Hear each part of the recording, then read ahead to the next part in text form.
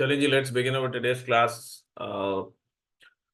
I just gave you a review of subject-verb agreement. I told you that in order to make a statement grammatically correct and logically sound, one needs to make sure that subject and verb be in agreement to each other. Subject और verb का आपस में compliance में होना, agreement में होना बहुत जरूरी है.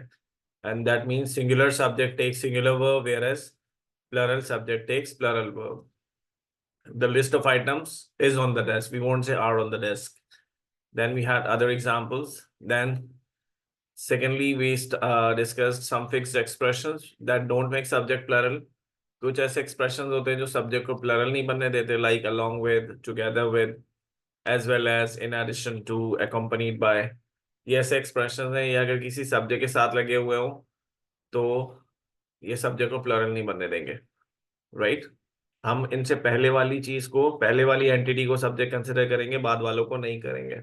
Bilal along with his family and friends is arriving. We won't say are arriving, right? Then we discussed gerund form as a subject. Gerund form यानी ing form. ing form जब भी subject के तौर पे यूज होगी, so we will always consider it as a singular subject. It won't be considered as plural ever. Then आज हम अपना नया टॉपिक स्टार्ट करते हैं, that is usage questions. अच्छा, मैं इसको यूजेज क्वेश्चन बोलूं, स्पॉट द एरर बोलूं, स्पॉट द मिस्टेक बोलूं, रिटन एक्सप्रेशन बोलूं, एक ही बात है. ये चारों एक ही टॉपिक्स के नाम है. होता क्या है इसमें? In usage questions you are given a statement with 4 words और 4 phrases अंडरलाइंड.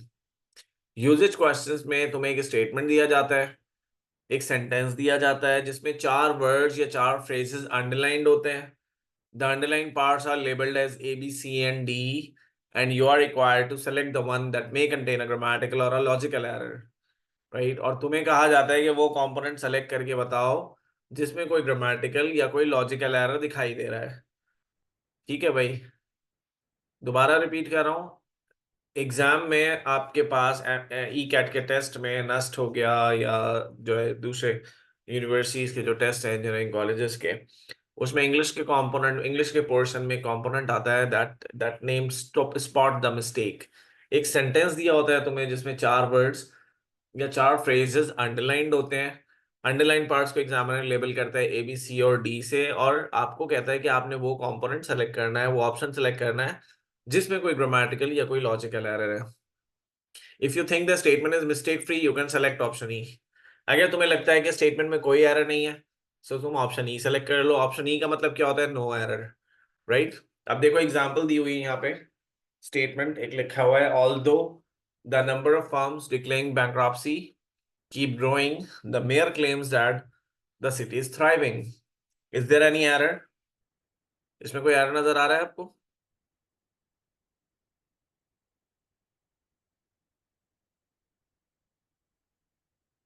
ओके,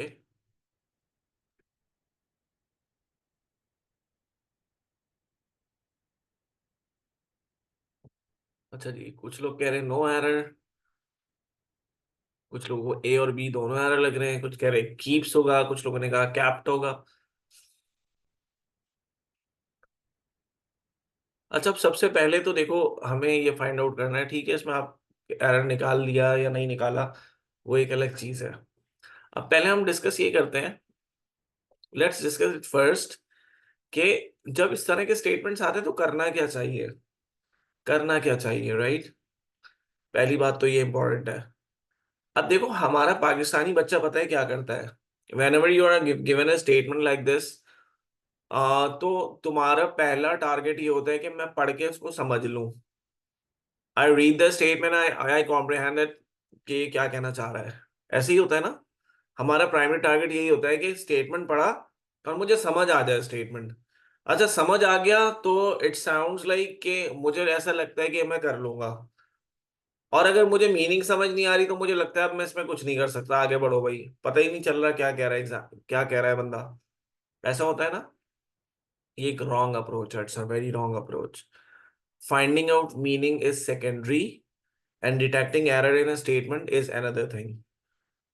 समझ रहे हैं? Even without understanding the meaning of a particular statement, still you can detect error in that, अगर तुम थोड़ा सा अपने दिमाग को अटेंटिव रखते हो तो. तो बिना मीनिंग को फाइंड आउट किए, बिना मीनिंग को अंडरस्टैंड किए भी तुम किसी स्टेटमेंट में एरर डिटेक्ट कर सकते हो इजीली, अगर आपको ट्रिक्स और टेक्निक्स पता है तो। ठीक है, अब पहले तो बात करते हैं कि मेथडोलॉजी क्या होगी। अभी मैं इसके ऊपर दोबारा वापसी आऊंगा, स्टेटमेंट को मैं बताऊंगा एरर क्या है। पहले तो हम देखते हैं मेथड क्या होना चाहिए। ठीक है, स्टेटमेंट जब दिया जाता है तो मेथड क्या होना चाहिए। अच्छा, पहली बात मुझे ये बताओ कि if you are playing hide and seek with your younger brother और सिस्टर, ठीक है, एक एग्जांपल देता हूँ, थोड़ी सी रेलेवेंट है बट एग्जांपल आपको समझाने के लिए, कि you are playing hide and seek with your younger brother or sister, right? He or she goes somewhere and you are intending to find him or her out, so where will you find him or her?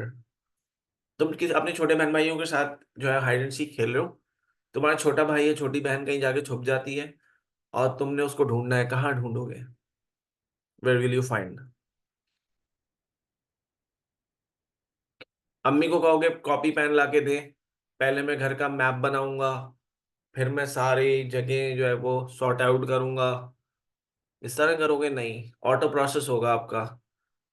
अच्छा, क्या मैं pen के cap में ढूंढ सकता हूँ अपने छोटे भाई को, या अपने वॉलेट में? नो। क्यों नहीं ढूंढ सकता? पॉसिबिलिटी नहीं है, पॉसिबिलिटी नहीं है। अब्बा को कहूंगे यार दुबई का वीजा लगवा दें, भाई को ढूंढने जाना है ना? आइडिया तो अच्छा है लेकिन होगा नहीं एप्लीकेबल। या पड़ोसियों का घर नॉक करूँ, बोलूँ हटो भाई जगह दो, भाई को देखने आया हूँ। Not possible, not possible, right? ये पॉसिबिलिटीज नहीं है। तो एग्जाम में अब तुम इतने सेंसेबल हो कि जब तुम्हारा छोटा भाई या बहन कहीं छुपा है तो तुम पॉसिबल जगहों पे ढूंढ रहे हो। तो जब एग्जाम में कोई स्टेटमेंट आता है आपके पास और आपने एरर डिटेक्ट करना होता है, तो कुछ लोग स्पेलिंग्स पढ़ रहे होते हैं, जो कि पॉसिबिलिटी नहीं है। ठीक है, और कोई ईस्ट में होता है, कोई वेस्ट में होता है। तो तुम, अगर तुम्हारा भाई या बहन छुप गया जाके, तो तुम दुबई नहीं जाओगे अब्बा को बोल के वीजा लगवा दें, या तुम बस में बैठ के कायदे से कोई मजार नहीं निकलोगे कि यार हो सकता है बड़ी जगह है वहां पे छुपा हो। नो, पॉसिबिलिटी नहीं है। तुम्हारा जहन ऑटो प्रोसेस करेगा, तुम्हारा जहन दिमाग ऑटो प्रोसेस करेगा, और तुम देखोगे किचन में, तुम देखोगे बेड के नीचे, तुम देखोगे पर्दे के पीछे, या तुम वॉशरूम में से पकड़ के अपने भाई को निकाल लोगे, बोलोगे आजा भाई, पकड़ लिया। ऐसे ही होता है ना? ऐसे ही होता है, क्योंकि आपको पता है कि उसका जो लेवल है उसके लिहाज से पॉसिबिलिटीज यही हो सकती हैं। तो एरर्स की भी कुछ पॉसिबिलिटीज होती हैं, याद रखें। There are some probabilities of errors in a statement. अगर मुझे वो तमाम पॉसिबिलिटीज पता चल जाएं तो मुझे फिर ज्यादा एफर्ट्स करने की जरूरत नहीं रहेगी। मैं स्किम करूंगा, जल्दी जल्दी शॉर्टलिस्ट करूंगा, एलिमिनेट करूंगा और एरर निकाल लूंगा। क्लियर हो रही है बात? जबकि अगर कोई बंदा बिना इस टॉपिक को पढ़े, बिना उन पॉसिबिलिटीज को जाने एरर निकालने बैठेगा, तो फिर उसको बड़ी प्रॉब्लम होगी। कभी वो ईस्ट में होगा, कभी वेस्ट में होगा, कभी साउथ में होगा, कभी दुबई में होगा, कभी मज़ार कायद पे होगा, और कभी पड़ोसियों के घर में होगा, और उसको भाई नहीं मिलेगा, यानी उसको एरर नहीं मिलेगा। क्लियर है बात? तो we need to find out the possibilities first, कि एरर्स हैं कितने टाइप्स के, कितने एरर्स मुझसे एग्जामिनर पूछ सकता है, तो फिर मुझे एरर निकालने में आसानी हो जाएगी। ठीक है भाई, अब आते हैं मेथडोलॉजी पे। बस ये बात बता के अब आई होप सो आपको समझ आ गया होगा मैं कहना क्या चाह रहा हूँ। Now, methodology. When you are given a statement to spot mistake, first of all, you need to read the whole statement, listening to the mistake. जब भी तुम्हारे सामने कोई सेंटेंस दिया जाएगा उसमें जिसमें एरर स्पॉट करना हो, तो सबसे पहले तुमने क्या करना है, तुमने स्टेटमेंट को रीड करना है। ऐसे रीड करना है कि तुम्हें मिस्टेक सुनाई दे जाए। अब आप मेरी बात से अग्री करेंगे कि बाज दफा ऐसा होता है कि हमें रूल नहीं पता होता। बाज दफा हमें रूल नहीं पता होता, लेकिन हमें 100% लग रहा होता है, पता होता है कि यार ये एरर है यहाँ पे। रूल नहीं पूछो मुझसे, रूल का मुझे नहीं पता, but I know it very well कि ये एरर है। चेक करा लो किसी से भी, होता है ना? अपनी लैंग्वेज में भी आपकी ऐसी ही होता है कि अगर कोई बंदा बोल रहा होता है, अब फॉर एग्जाम्पल मैं कहूँ कि मैं क्लास में, क्लास चल रही है और बहुत सारे स्टूडेंट्स मेरे सामने बैठे हैं, और कोई लड़का क्लास में एंटर होता है तो मैं उसको बोलता हूँ, अरे फैसल तुम इतना देर से क्यों आई हो, फैसल तुम इतना देर से क्यों आई हो आज ना, आप सबके चेहरों पे मुस्कुराहट होगी ये बात सुन के। क्यों? क्योंकि आपकी लैंग्वेज में फैसल एक मैस्कुलाइन जेंडर है, ऐसा ही है ना। आपने हमेशा फैसल को मेल सुना है, आपकी लैंग्वेज में फैसल एक मैस्कुलाइन जेंडर है। बट मैं वैसे ही फोन पे किसी से बात कर रहा हूँ और मैं कह रहा हूँ यार, शमीम आज आया ही नहीं, और अगले दिन मैं फोन पे बात कर रहा हूँ, कह रहा हूँ शमीम आज आई ही नहीं, तो तुम्हें वियर्ड नहीं लगेगा? तो तुम्हें वियर्ड नहीं लगेगा, सही है ना, क्योंकि तुमने शमीम के नाइदर भी है मेल और फीमेल, तुम्हारी लैंग्वेज में, तुम्हारी जो है डायलेक्ट में, ये दोनों तरह से लिया जाता है। समझ रहे हैं? तो बाज दफा हमें रूल नहीं पता होता, हमें ये पता होता है ये गलती है, ये एरर है, मुझे ये पता है ये गलत लिखा हुआ है। If that is the case, choose it and you are done. अगर ऐसा सीन है, स्टेटमेंट पढ़ा तुमने और तुम्हें लग गया कि यार यही एरर है, तो मार्क कर लो उसको एज एन एरर और खत्म करो, आगे बढ़ो, ज्यादा कॉम्प्लिकेशन में नहीं पढ़ो। ठीक है, यही बात मैंने यहाँ लिखी हुई है, read the whole sentence listening to the mistake, if you heard the mistake choose it and you are done, बात खत्म। अगर नहीं होता, अगर ऐसा नहीं होता, अगर तुम्हें एरर नहीं मिलता, तुम्हें चारों ऑप्शन एक जैसे लग रहे हैं, अगर तुम्हें चारों ऑप्शन एक जैसे लग रहे हैं, तो फिर एलिमिनेट करते जाओ उन चॉइसेस को जहां कोई एरर नहीं है, एलिमिनेट करते जाओ राइट चॉइसेस को, so ultimately it results in getting the one that contains an error. बात समझ आ रही है? Are you getting my point? अगर तुम्हें एरर नहीं मिल रहा, चारों ऑप्शन एक जैसे लग रहे हैं, तो फिर एलिमिनेट करते जाओ, यानी मार्क करते जाओ उन चॉइसेस को जो करेक्ट है, so ultimately it results in getting the one that contains an error. बाज दफा हमें राइट ऑप्शन नहीं पता होता, लेकिन रॉन्ग रिजेक्ट करना ज्यादा आसान होता है, राइट सेलेक्ट करना कभी कभार मुश्किल हो जाता है, तो रॉन्ग को रिजेक्ट करके भी आप राइट सेलेक्ट कर सकते हैं। और अगर तुम श्योर हो इस बारे में, if you are sure about it that the statement contains no error, so go for option E, mark option E that is no error. ज्यादा जबरदस्ती मत करो स्टेटमेंट के साथ। ठीक है भाई, ये हो गई मेथडोलॉजी। मुझे बहुत बुरा लगता है जब मैं कुछ चीज एक्सप्लेन कर रहा होता हूँ और कोई बंदा इररेलेवेंट क्वेश्चन पूछ रहा होता है। भाई क्वेरी सेशन मैंने रखा है, क्वेरीज मैंने इसीलिए रखी है कि क्लास जब मैं टॉपिक ओवर कर दूंगा आप अपनी क्वेरीज ले आना, और जो मैंने बताया है कि मैं बताऊंगा कि कैसे बिना पढ़े एरर निकालना है, तो मैं बताऊंगा ना यार, मैं नहीं बताऊं तो फिर मुझसे पूछना।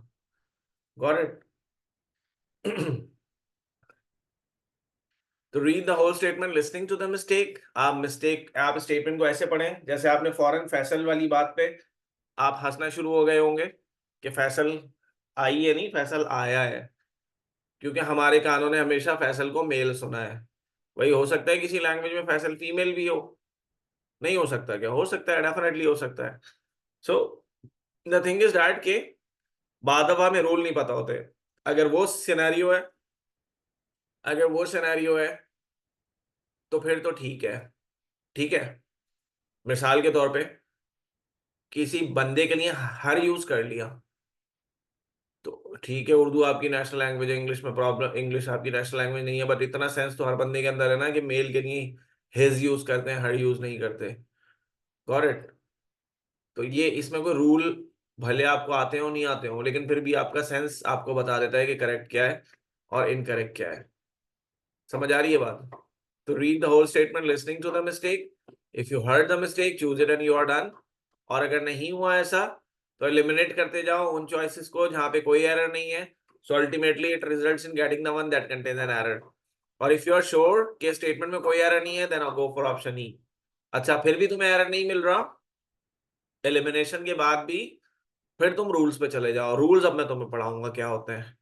ठीक है, अब मिसाल के तौर पे यहाँ आ जाइए, ये स्टेटमेंट जो था हमारे पास, although the number of firms declaring bankruptcy keep growing, the mayor claims that the city is thriving।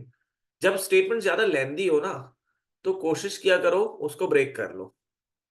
ठीक है, अब ये देखो, although the number of firms declaring bankruptcy keep growing, यहाँ कॉमा आ गया, इसका मतलब है सेंटेंस यहाँ से दूसरा स्टार्ट हो रहा है, ब्रेक आ गया। दूसरा statement, the mayor claims that, फिर दैट दोबारा कंजंक्शन आ गया एक, फिर अगला है क्या, the city is thriving, right. 3 components में मैंने ब्रेक कर लिया। अब चेक कर लेते हैं one by one. City is thriving, तरक्की कर रहा है, बढ़ रहा है आगे। शहर सब्जेक्ट है, इज हेल्पिंग वर्ब है, थ्राइविंग वर्ब है। करेक्ट है। सिटी के साथ इजी लगेगा या आर लगेगा? इज लगेगा ना, इसका मतलब ये करेक्ट है। ऑप्शन डी को एलिमिनेट कर दो। द मेयर क्लेम्स दैट, क्या ये स्टेटमेंट करेक्ट है? मेयर क्लेम्स दैट,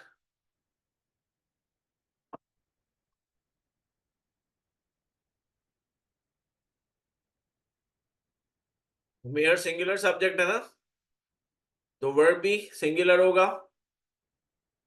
जब सब्जेक्ट सिंगुलर है तो वर्ब भी सिंगुलर होगा। Both are singular, so they are correct. Mayor claims बिल्कुल सही है। इसका मतलब है मैंने सी और डी को तो एलिमिनेट कर दिया, ये करेक्ट है। अब आते हैं ऑप्शन ए और बी वाले कंपोनेंट पे। ऑल्दो सही यूज हो रहा है। ऑल्दो कब यूज होता है? ऑल्दो यूज होता है कंट्रास्ट के लिए। क्या इस स्टेटमेंट में कंट्रास्ट हो रहा है?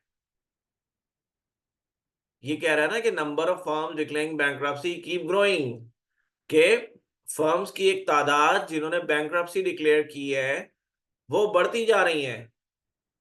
यानी बैंक्रप्ट होने वाली फर्म्स की तादाद बढ़ती जा रही है, जबकि मेयर क्लेम कर रहा है, बट लगा देने का मतलब ही the mayor claims that the city is thriving, जबकि मेयर क्लेम कर रहा है कि शहर जो है वो तरक्की कर रहा है। तो ये दो कंट्रास्ट बातें हैं ना, तो इसका मतलब है ऑल्दो बिल्कुल करेक्ट है। अब तुम देखो, अब देखो जो बात मैंने तुम्हें बताई थी ना कि बिना पढ़े स्टेटमेंट में मीनिंग फाइंड आउट, बिना पढ़े स्टेटमेंट में एरर फाइंड आउट कर सकते हैं। ठीक है, अब उस पे आते हैं। अब इस सेंटेंस में आप गौर करो, सब्जेक्ट और वर्ब। सब्जेक्ट और वर्ब क्या है? Find out subject and verb. Subject क्या है इस स्टेटमेंट में? पहले वाले में, दूसरों को तो हमने देख लिया ना। एक मिनट में इसको इरेज कर दूं, यहां तक तो हमने बात कर ली है। अब हमें इतनी बात करनी है, although the number of firms declaring bankruptcy keep growing. वो क्लेम्स वाला तो खत्म हो गया ना। क्लेम सिंगुलर सब्जेक्ट है क्योंकि मेयर सिंगुलर था। नंबर ऑफ फर्म सब्जेक्ट है।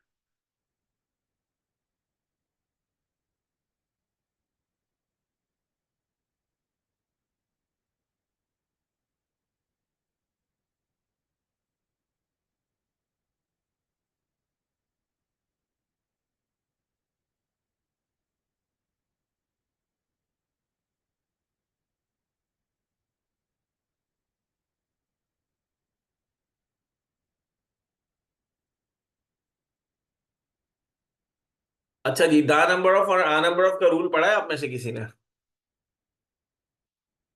The number of and a number of rule पढ़ा है कभी? नहीं पढ़ा? चलो मैं बताता हूँ आपको। पढ़ा हुआ होना चाहिए था वैसे तो। स्क्रीन मेरी विजिबल हो रही है? अभी कौन सी स्क्रीन विजिबल हो रही है आपको? ब्लैंक है ना अभी?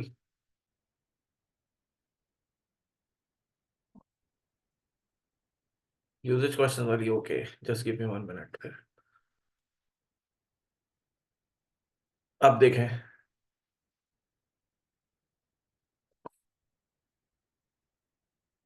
अब ब्लैंक है ना। अब देखो, कभी तुम्हारे सामने नजर आ रहा हो आ नंबर ऑफ, और आ नंबर ऑफ के साथ सिंगुलर सब्जेक्ट हो, सॉरी प्लरल सब्जेक्ट हो। कभी भी तुम्हारे पास आ नंबर ऑफ के साथ प्लरल सब्जेक्ट हो।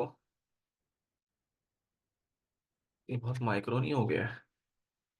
वेट,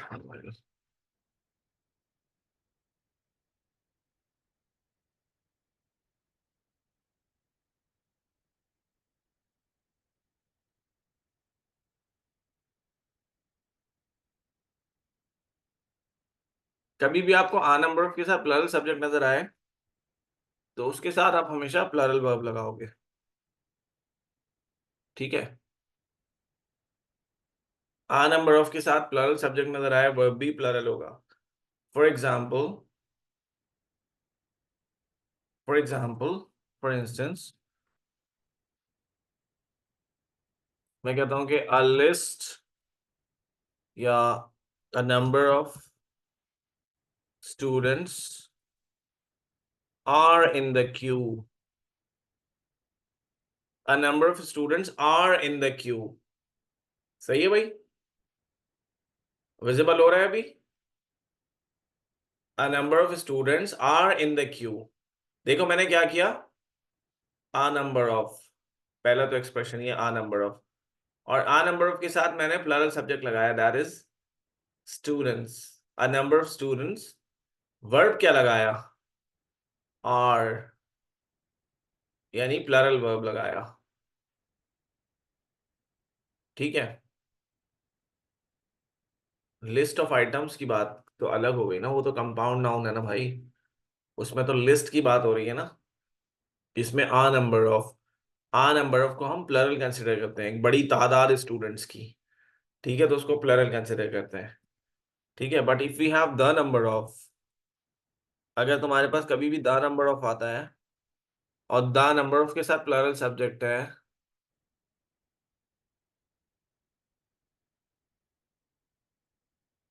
अब वर्ब सिंगुलर होगा, अब वर्ब सिंगुलर होगा। ठीक है, ये है rule. For example, for instance, queue कहते हैं कतार को, लाइन को। क्यू मतलब line. Now for instance, if I say the number of residents protesting against K Electric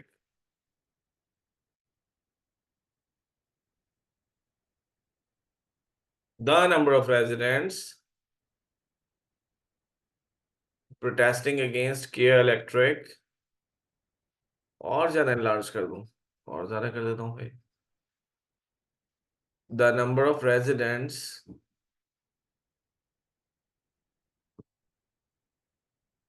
काफी है इतना, protesting against K Electric is very small।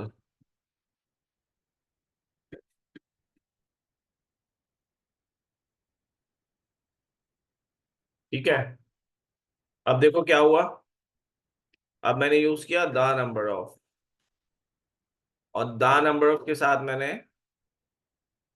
Plural subject use किया, दैट इज रेजिडेंस, लेकिन मैंने वर्ब सिंगुलर यूज किया, is. Clear हो रही है बात क्यों? मैंने वर्ब सिंगुलर यूज किया है यहाँ पे, मैंने वर्ब यहाँ पे सिंगुलर यूज किया, दैट इज आर यूज नहीं किया मैंने। अच्छा, अब लॉजिक भी पूछो आप, रीजन पूछ सकते हो भाई कि ऐसा क्यों। तो ऐसा इसलिए कि जब मैं कह रहा हूं ना आ नंबर ऑफ, तो आ नंबर ऑफ का मतलब ये है मैं जनरलाइज कर रहा हूँ। आ नंबर ऑफ का मतलब ये है मैं अपनी बात को जनरलाइज कर रहा हूँ, एक बड़ी तादाद।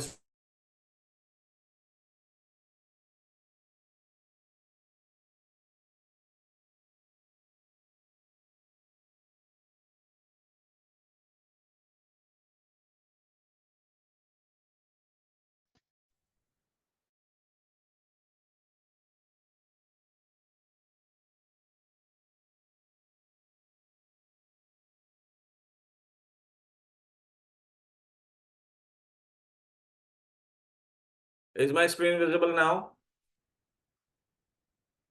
सॉरी फॉर द इंटरप्शन, आज बारिश की वजह से जो है ना थोड़ा कनेक्शन में प्रॉब्लम आई हुई है,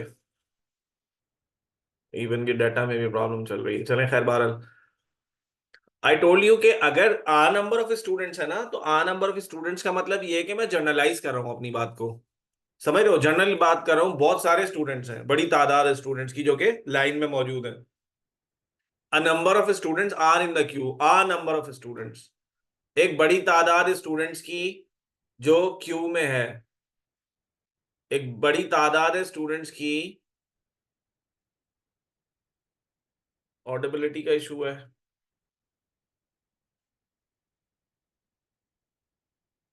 अच्छा जी, स्टिल स्टिल ऑडिबिलिटी का इशू है।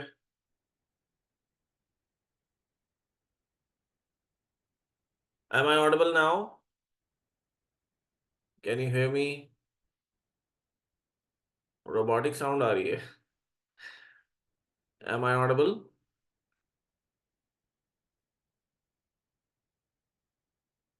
No?